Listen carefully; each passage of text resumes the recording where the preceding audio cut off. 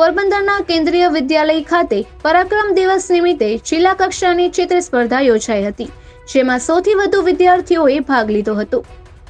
પોરબંદરના કેન્દ્રીય વિદ્યાલય ખાતે પરીક્ષા પે ચર્ચા કાર્યક્રમ અંતર્ગત નેતાજી સુભાષચંદ્ર બોઝની જન્મ જયંતિ પરાક્રમ દિવસ નિમિત્તે જિલ્લા કક્ષાની ચિત્ર સ્પર્ધાનું આયોજન કરવામાં આવ્યું હતું.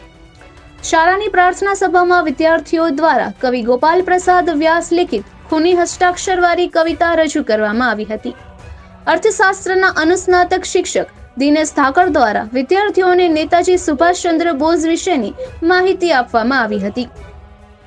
કાર્યક્રમની શરૂઆત નેતાજી સુભાષચંદ્ર બોઝની તસવીરને પુષ્પાંજલિ આપીને કરવામાં આવી હતી. વિદ્યાર્થીઓએ બહાદુરી દિવસ અને સુભાષચંદ્ર બોઝને લગતી સ્લોગન લેખન સ્પર્ધામાં ભાગ લીધો હતો. આ કાર્યક્રમ જિલ્લા શિક્ષણાધિકારી વિનોદભાઈ પરમારની અધ્યક્ષતામાં અને શાળાના આચાર્ય રાકેશજી કાંતિવાલની આગેવાની હેઠળ સંપન્ન થયો હતો. કાર્યક્રમના અતિથિ વિશેષ તરીકે રાણાવાવ સરકારી શાળાના આચાર્ય સંદીપ સોની ઉપસ્થિત રહ્યા હતા. કાર્યક્રમની શરૂઆત દીપ પ્રાગટ્ય કરીને કરવામાં આવી હતી. ચિત્ર સ્પર્ધાના નિર્ણાયકો દિનેશભાઈ પોરિયા, સમીરભાઈ ઓડેદરા અને કરશનભાઈ ઓડેદરા હતા. વડાપ્રધાન નરેન્દ્ર મોદી દ્વારા લખાયેલ પુસ્તક પરીક્ષા યોદ્ધામાં પરીક્ષાની ઉજવણી તરીકે ગણીને સફળતા મેળવવાના 25 મંત્રો, ચંદ્રયાન, રમતોમાં સફળતા અને વિકસિત ભારત સ્પર્ધાની થીમ હતી. આ સ્પર્ધામાં કેન્દ્રીય વિદ્યાલય અને જવાહર નવોદય વિદ્યાલયના 20 વિદ્યાર્થીઓ અને જિલ્લાની અન્ય શાળાઓના 5 વિદ્યાર્થીઓએ ભાગ લીધો હતો. આમ આ સ્પર્ધામાં કુલ 100 સ્પર્ધકોએ ભાગ લીધો હતો, જેમાં પાંદાવદરા ઈશા પ્રથમ, મહેક કક્કર દ્વિતીય, બાદરશાહી આર્યન તૃતીય, ધ્રુવી ચુંગી ચોથા અને રુદ્રેશ ખોરાવા 5મા ક્રમે વિજેતા બન્યો હતો. આ પ્રસંગે વિવિધ શાળાઓના શિક્ષકો પણ ઉપસ્થિત રહ્યા હતા. આ રીતે આ કાર્યક્રમ આયોજનબદ્ધ રીતે સંપન્ન થયો હતો. નિપુલ પોપટ, પોરબંદર ટાઈમ્સ.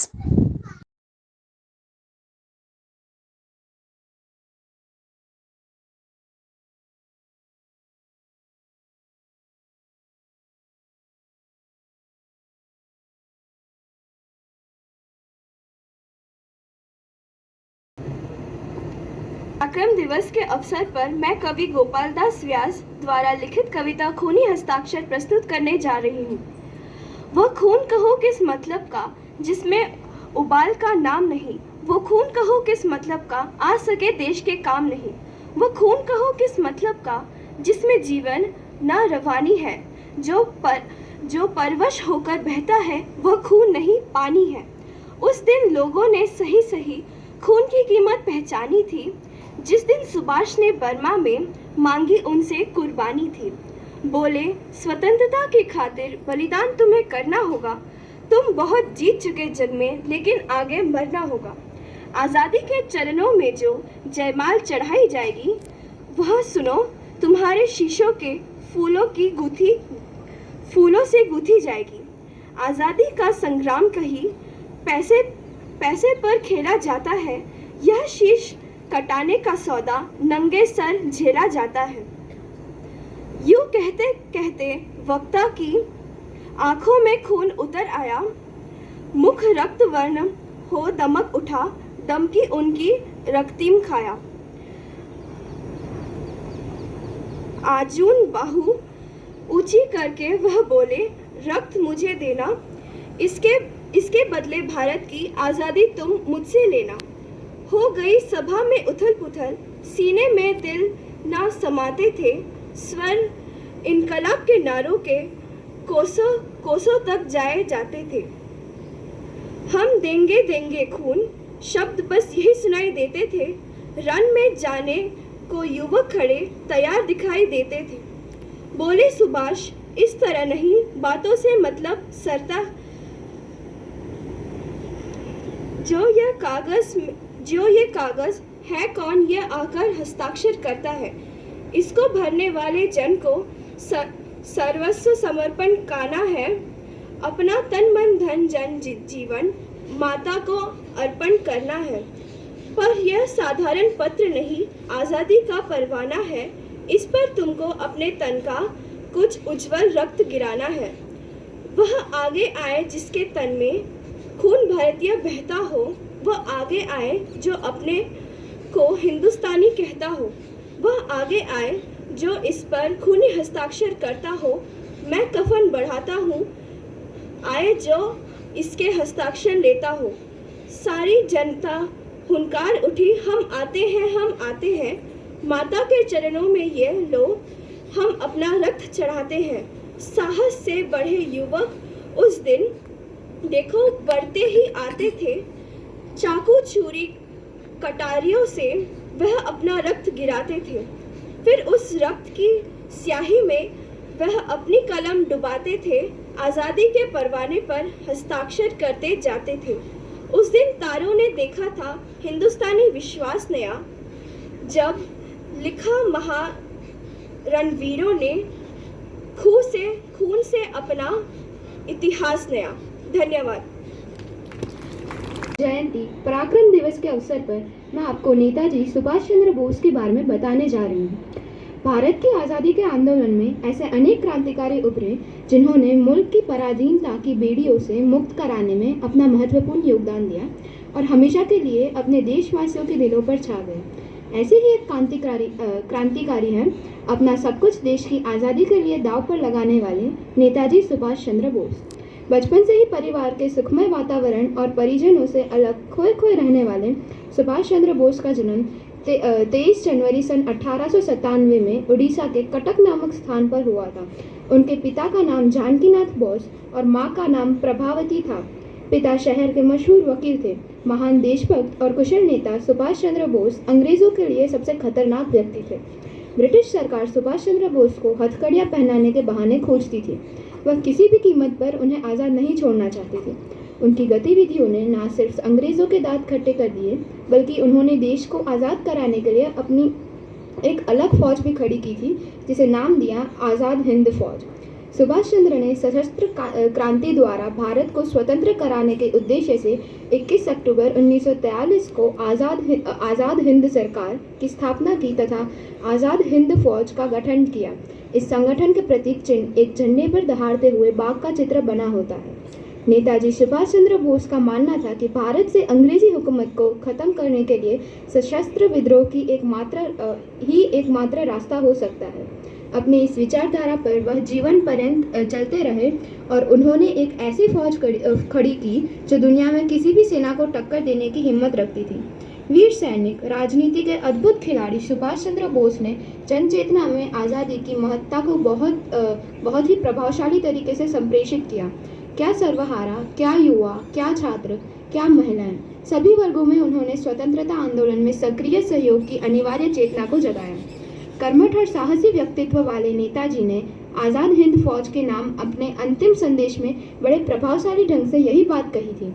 भारतीयों की भावी पीढ़ियां जो आप लोगों ने महान बलिदान के फलस्वरूप गुलामों के रूप में नहीं बल्कि आज़ाद लोगों के रूप में जन्म देगी, आप लोगों के नाम को दुआएं देंगी और गर्व के साथ संसार में घोषणा करेंगी कि अंतिम सफलता और गौरव के मार्ग को प्रशस्त करने वाले आप ही लोग उनके पूर्वज थे।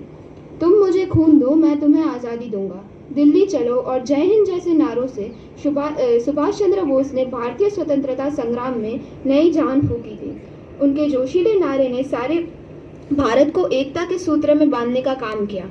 ये कुछ ऐसे नारे हैं जो आज भी राष्ट्रीय महत्व के अवसरों पर हमें याद दिलाता रहता है कि हम एक हैं। देश को जय हिंद का नारा देने वाले तथा इसी ललकार के साथ अंग्रेजी हुकूमत को डटकर सामना कर तो उनको एग्ज़ाम देने इंग्लैंड भेजा गया। इंग्लैंड से उन्होंने एग्ज़ाम पास किया और आईएएस ऑफिसर बन गए। उस समय के आईसीएस ऑफिसर बन गए। सुन रहे हैं ना आप लोग मेरी बात?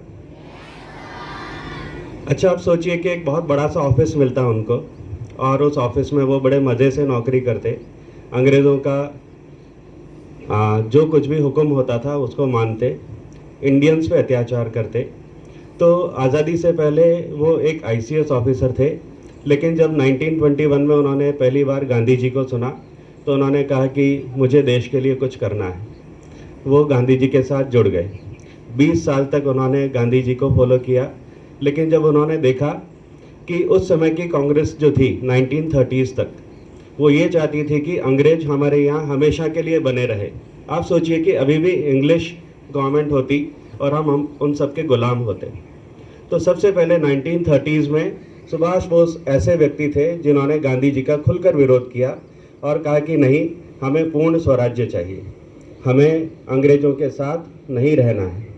तो सबसे पहले गांधी जी से उनके विचारधारा अलग हुई और उन्होंने एक नई पार्टी बना ली जिसको उन्होंने नाम दिया था फॉरवर्ड ब्लॉक। अच्छा, अंग्रेज जो थे वो बिल्कुल पसंद नहीं करते थे कि कोई ऐसा व्यक्ति जो है उनके खिलाफ खड़ा हो। वो सुभाष चंद्र बोस को पकड़ना चाहते थे, जैसा अभी बच्ची ने बताया कि वो जेल में हथकड़ियाँ डाल के डालना चाहते थे। उन्होंने पकड़ भी लिया था, लेकिन आप आश्चर्य करेंगे कि अंग्रेज़ों की जेल से वो भाग निकले। उन्होंने अपने आप को एक सरदार का रूप दिया और सरदार के रूप में वो जेल से बाहर निकल गए। यहाँ जो आपने देखा है ना कि पराक्रम दिवस, तो पराक्रम क्यों? आप सोचिए कि एक बच्चा जो बिल्कुल चुपचाप से बैठा रहा, आईएएस का एग्ज़ाम पास किया, कलेक्टर बन गया, अंग्रेज़ों ने उसी को जेल में डाल दिया और अंग्रेज़ों के खिलाफ जेल तोड़कर चले गए, रूप बदलकर वहाँ से निकलकर वो जर्मनी पहुँचे, हिटलर से मिले और उनको बोला कि मुझे सबमरीन चाहिए। आप सोचिए कि पराक्रम क्या है। उन्होंने सबमरीन की डिमांड की, वहाँ से उन्होंने सबमरीन ली, मेडागास्कर जो अफ्रीका के पास में है वहाँ उस सबमरीन में बैठे।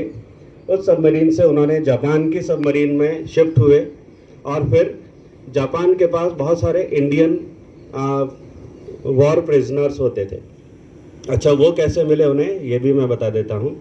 सिंगापुर में जब जापान और इंडिया मतलब ब्रिटिश इंडिया के बीच में वॉर हुआ था तो जापान की फ़ौज वहाँ हार गई थी। तो बहुत सारे इंडियन फौज हार गई थी, यानी ब्रिटिश इंडिया जापान से हार गया था। तो बहुत सारे इंडियन जो थे सोल्जर्स, उनको जापान ने पकड़ के रखा था। तो जब जापान पहुँचे सुभाष चंद्र बोस, तो उन्होंने कहा कि ये सारे सोल्जर्स मुझे दे दीजिए, और उन्होंने वहीं पे आज़ाद हिंद फौज की स्थापना की। यानी हमारे ही सोल्जर्स जो थे वो अब हमारे ही ब्रिटिश गवर्नमेंट के खिलाफ अब लड़ने वाले थे। उन्होंने सबसे पहले अंडमान निकोबार पे मतलब जापान और इंडियन आज़ाद हिंद फौज की सहायता से अंडमान निकोबार पे कब्जा किया। और आप सोचिए कि अगर सुभाष बोस सक्सेसफुल होते तो अंडमान और निकोबार का नाम आज अंडमान निकोबार नहीं, स्वराज और शहीद आइलैंड होता। उन्होंने इन दोनों के नाम बदल दिए थे। अंडमान का नाम रखा था स्वराज और निकोबार का नाम रखा था शहीद। तो इस तरीके से उन्होंने इंडियन इंडियन नेशनल आर्मी की स्थापना की थी। अच्छा, उसके बाद जब वो इंडिया पे आए और मणिपुर की तरफ से उन्होंने इंडिया में एंट्री की, लेकिन तब तक ब्रिटिश फौजें जो थी बहुत संभल चुकी थी और उन्होंने सुभाष बोस की जो भी हमारी आर्मी थी उसको बहुत ज़्यादा नुकसान पहुंचाया। आप आश्चर्य करेंगे कि भारतीय महिलाओं ने अपने गहने, मंगलसूत्र, कान की बालियां, इवन नाक के छोटे छोटे से जो लौंग थे वो भी सुभाष चंद्र बोस के लिए हाजिर कर दिए कि मुझे किसी भी हालत में देश को आज़ादी दिलानी है, तुम मुझे खून दो, मैं तुम्हें आज़ादी दूंगा। सिर्फ इस नारे पे पूरा का पूरा हिंदुस्तान चल पड़ा। आप ज़रा सोचिए कि ऐसा पराक्रम उस समय में जब ब्रिटिश साम्राज्य का कहीं